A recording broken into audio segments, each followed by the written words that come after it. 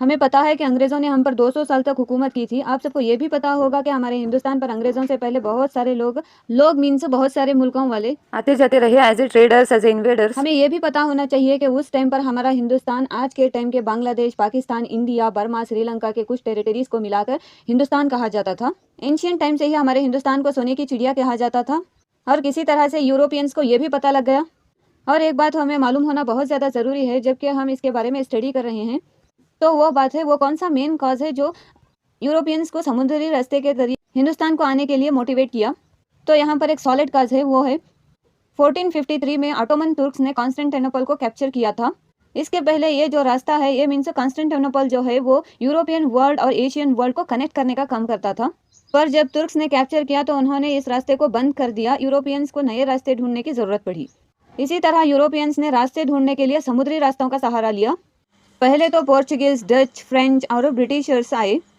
तो चलिए one by one देख लेते हैं। पहले आते हैं पोर्चुगीज़। 1498 में वास्को डी गामा हिंदुस्तान आया और उस टाइम पर राजा थे जामोरिन, जो मलबार कोस्ट के राजा थे। जब ये यहाँ से जाने लगे तो अपने साथ बहुत सारे कीमती चीज़ जैसे मसाले लेकर चले गए। इन सारे इंडियन गुड्स को बहुत अच्छी प्राइस मिली यूरोप में और इन्होंने बहुत बड़ा मुनाफा कमाया।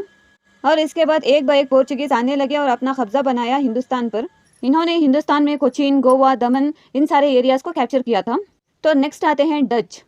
पोर्चुगीज़ के बाद डच हिंदुस्तान आए। इन्होंने बेसिकली इन एरियाज़ को कैप्चर किया। सूरत, भरूच, कॉम्बे, अहमदाबाद, गुजरात, कोचीन, नागपट्टनम, मद्रास, मसूलीपट्टनम इन आंध्रा, ये सारे एरियाज़ को कैप्चर किया था डच ने।